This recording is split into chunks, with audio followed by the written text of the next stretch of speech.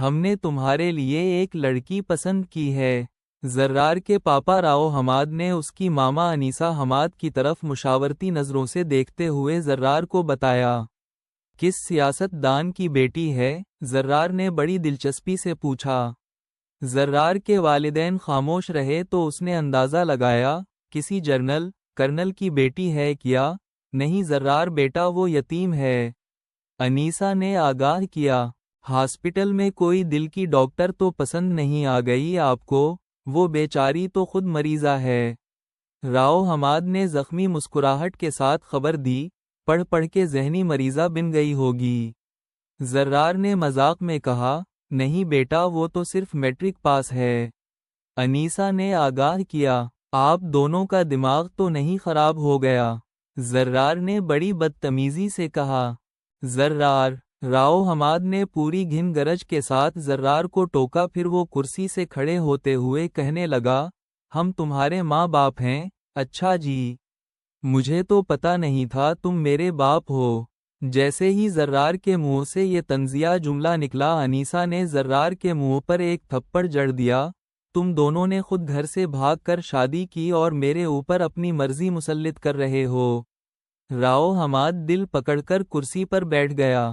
وہ تکلیف کے عالم میں کہنے لگا، ابھی نکل جاؤ میرے گھر سے، یہ گھر میرے نام پر ہے راؤ حماد۔ زرار یہ بول کر لاؤنج سے اپنے بیڈ روم کی طرف جاتی ہوئی سیڑھیوں پر چڑھنے لگا۔ راؤ حماد منہ کے بل فرش پر جا گرا۔ انیسہ اسے اٹھتے ہوئے چلائی، ساجد، شاکرہ، ان کو پھر دل کا دورہ پڑ گیا ہے۔ ساجد اور شاکرہ بھاگ کر آ گئے۔ زرار بھی یہ سنتے ہی بھاگ۔ زرار کرسی سے اٹھ کر اطہرت کی طرف بھاگتا ہوا آیا اور اس سے لپٹ کر کہنے لگا، ماما، مجھ سے غلطی ہو گئی۔ اس دن میں نے بہت زیادہ پی رکھی تھی۔ ماما آپ کو تو پتا ہے میں آپ دونوں سے کتنا پیار کرتا ہوں۔ سوری ماما، مجھے معاف کر دیں۔ گھنٹہ بھر پہلے والا شکاری اب خود پناہ کی تلاش میں تھا۔ اطہرت نے زرار کو بیڈ پر لٹایا اور خود بھی اس کے ساتھ اپنی ماں کی طرح لپٹ گئی۔ جیسے میاں جی کی بیوی مطوفہ اسے بچپن میں ماں کی طرح اپنے سینے سے لگاتی تھیں، بالکل اسی طرح اطہرت نے زرار کو اپنے سینے سے لگا رکھا تھا۔ زرار سو گیا تو اطہرت اس کے پہلو سے اٹھی اور واش روم چلی گئی۔ وہ وضو کر کے لوٹی تھی۔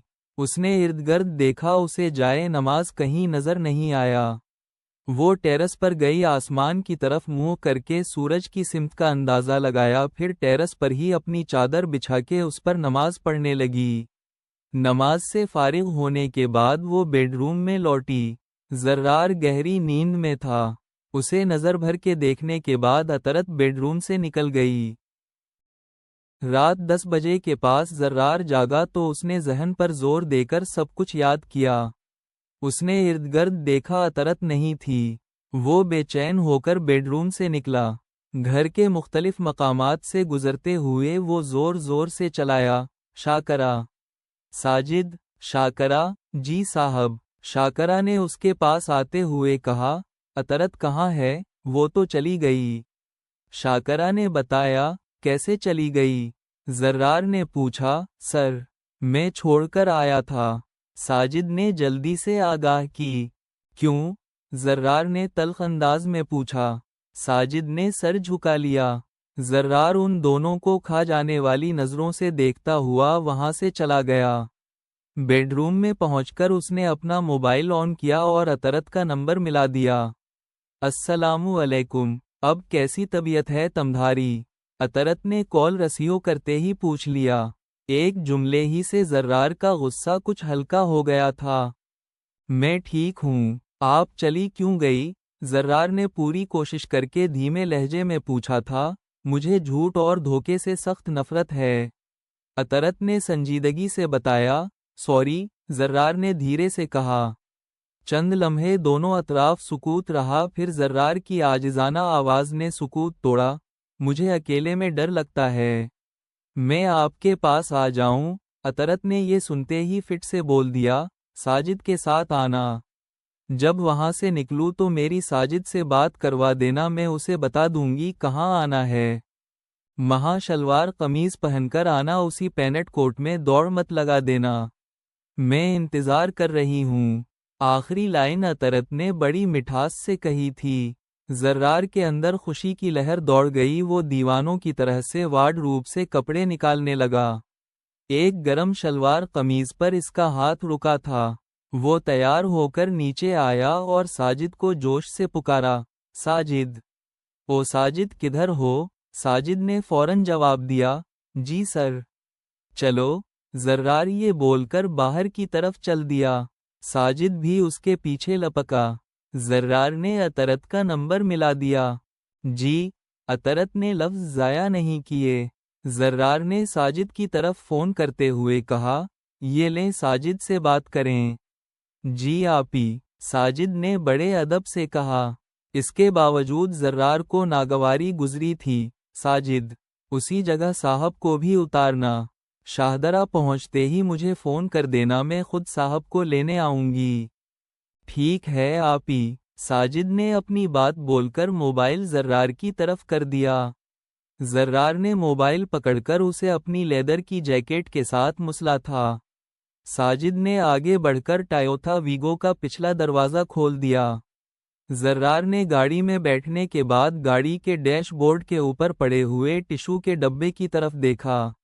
جیسے ہی ساجد ڈرائیونگ سیٹ پر بیٹھا, زرار نے فٹ سے حکم دیا, ٹشو دو. علامت واوین. ساجد نے بائیں ہاتھ سے ٹشو کا ڈبہ پکڑنے کے بعد دونوں ہاتھوں سے زرار کے سامنے پیش کیا. زرار نے اس میں سے 5-6 ٹشو نکال لیے اور ان سے اپنا موبائل صاف کرتے ہوئے تیکھے انداز میں کہنے لگا, آپی آپی. کیا لگا رکھی تھی وہ بیگم صاحبہ ہیں تمدھاری؟ سر, بیگم صاحبہ کہنے سے انہوں نے منع کیا ہے. ساجد نے بتایا. میڈم تو بول سکتے تھے نا؟ زرار نے سختی سے کہا. ہے بھی بولا تھا سر. وہ کہنے لگے مجھے میرے محلے میں سب آپی کہتے ہیں, تم بھی آپی ہی کہو. ساجد نے یہ بتانے کے بعد اپنی ساری توجہ سڑک پر مرکوز کر دی. ڈیفنس سے نکل کر اب وہ رنگ روڈ پر سفر کر رہے تھے. زرار ارد گرد باہر اندھیرے میں بھی کچھ دیکھنے کی کوشش کر رہا تھا. وہ جلد سے جلد عطرت کے پاس پہنچنا چاہتا ہے. نہ چاہتے ہوئے بھی اس نے ساجد سے پوچھا, اور کیا کہا تھا تمدھاری آپی نے؟ کس بارے میں سر؟ ساجد نے سینٹر والے مرر میں زرار کو دیکھ کر کہا, مطلب کیا پوچھا؟ کیا بتایا؟ زرار نے رک رک کر سوال کیا تھا. سر, آپی مجھ سے امی اور لائبہ کے بارے میں ہی سوال کرتی رہیں. لائبہ کون؟ زرار نے فٹ سے پوچھا. لائبہ میری بیوی سر. ساجد نے بتایا. ہاں ہاں, تمدھاری شادی 2-4 مہینے پہلے ہوئی تھی. زرار نے یاد کرتے ہوئے کہا. سال ہونے کو ہے سر. چند دن تک تو میں باپ بھی بن جاؤں گا. ساجد نے دبی سی خوشی کے ساتھ بتایا. کبھی دیکھا نہیں تمدھاری بیوی کو؟ زرار نے کہا. ساجد کے منہ سے بے ساختہ نکل گیا. ہم اسے آپ کے سامنے نہیں آنے دیتے سر. ساجد کی بات زرار کو ایسے لگی جیسے بے خیالی میں